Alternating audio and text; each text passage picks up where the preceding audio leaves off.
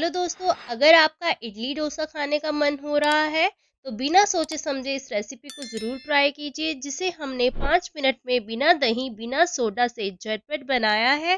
तो चलिए शुरू करते हैं इसको बनाना। तो एनर्जी से भरपूर इस नाश्ते को हम हरी मूंग की दाल से बनाएंगे। तो यहाँ पे मैंने लिया है 1 कप मूंग दाल, 1/3 कप चावल और 3 टेबल स्पून चना दाल।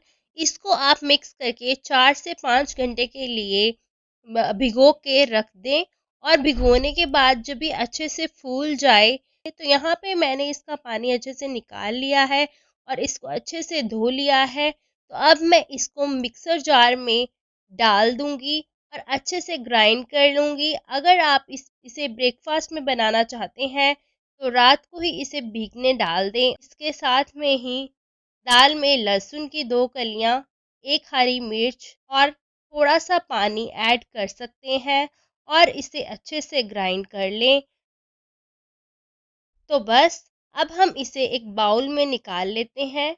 हमें बैटर इतना थिक ही चाहिए तो पानी ना ऐड करें। अगर आपका बैटर ज़्यादा थिक हो गया है तो आप पानी ऐड कर सकते हैं, बट अगर इस कंसिस्टेंसी का है तो पानी ना ऐड करें। और अब इसमें दाल में हम नमक डालेंगे। इसमें कोई भी मसाले का यूज़ नहीं करूँगी मैं, ये बिल्कुल सिंपल नाश्ता बना रही हूँ मैं।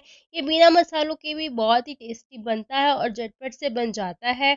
अब हम इसको साइड में रख देंगे और जो चटनी हम इसके साथ सर्व करेंगे उसको मैं बनाने जा रही हूँ। ये बहुत ही इजी है बनाना। अगर आप चाहें तो इसके साथ ये चटनी बना सकते हैं। इसके लिए मैंने एक पैन में ऑयल डाला है। मैंने 2 टेबल स्पून ऑयल के डाले हैं। अब इसमें सफ़ेद तिल डाल देंगे और ध्यान रखें कि गैस की फ्लेम लो होनी चाहिए, नहीं तो जो तिल हैं ये जल जाएंगे और इसका टेस्ट बिल्कुल ही बिगड़ जाएगा। तो साथ में ही हम लहसुन की 2 से 3 कलियां लहसुन की और लाल मिर्च डाल देंगे। साथ ही में मैंने टमाटर को 2 पीसेस में बीच से कट कर लिया था। तो हम टमाटर भी इसमें इस तरीके से डाल देंगे। इस पैन को हम ढक देंगे।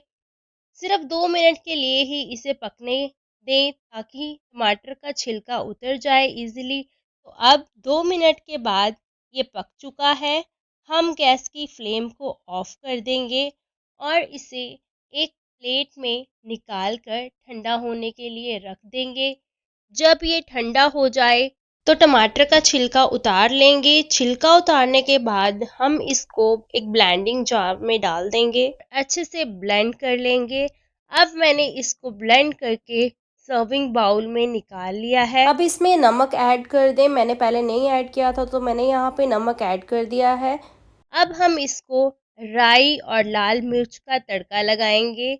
ये डोसा इडली के साथ बहुत टेस्टी लगती है। तो चलिए अब जो बैटर मैंने बना के रखा था उससे डोसा बनाते हैं और कुछ टिप्स भी दूंगी जिससे आपका डोसा बिल्कुल नहीं चिपकेगा और परफेक्ट बनेगा। टिप नंबर 1 ये है कि आप जिस तवे पर डोसा बना रहे हैं पहले थोड़ा सा ऑयल डालें, फिर पानी का छिड़काव करें और टिश्यू पेपर से इसको अच्छे से साफ कर लें।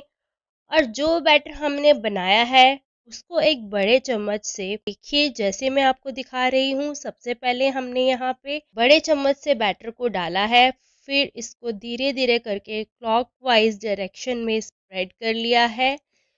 तो इसी तरीके से अगर आप डोसे को बनाएंगे तो आपका डोसा बिल्कुल नहीं चिपकेगा। और इसी के साथ अब टिप नंबर 2 ये है, तो 2 मिनट से पहले बिल्कुल ना पलटें।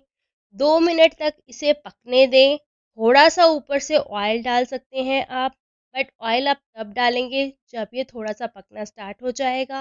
और इसकी पहचान ये होती है कि ऊपर से ब्राउन हो जाता है। तो देखिए ये ऊपर से ब्राउन हो चुका है और मैंने इसको जस्ट हिलाया ही है और ये तवे ने अपने आप ही इसको छोड़ दिया है। तो ये जब पक जाएगा तो बहुत ही आसानी से निकल जाता है। तो अगर आप इसको कच्चा ही पलट देंगे तो ये टूट जाएगा और आपका डोसा खराब हो जाएगा। फिर इसमें आप कोई भी स्टफिंग ऐड कर सकते हैं, बट मुझे इसमें इसे ट्रेडिशनल वे से बनाना था तो मैं इसमें चॉप प्याज ही डाल रही हूँ और ये डोसा अब बन के तैयार है। तो अब हम इसको सर्व करेंगे चटनी के साथ। आप सांभर भी बना सकते हैं, बट मैं इसको बहुत ही सिंपल वे में बना रही हूँ, जो कि बहुत ही जल्दी बन के रेडी हो जाएगा। देखने में ही कितना क्रंची लग रहा है ये, और सबको बहुत पसंद आएगा ये हेल्दी एंड टेस्टी ब्रेकफास्ट। तो चलिए, आप भी ट्राई कीजिए और मुझे बताइए आपका ये नाश्ता बन के कैसा तैयार हुआ। अगर आपको ये रेसिपी पसंद आई हो तो प्लीज़ मेरे चैनल को सब्सक्राइब करना बिल्कुल ना भूलें, और वीडियो को लाइक शेयर कमेंट करना बिल्कुल ना भूलें। तो चलिए, मिलते हैं नेक्स्ट वीडियो में नेक्स्ट रेसिपी के साथ। तब तक के लिए बाय बाय।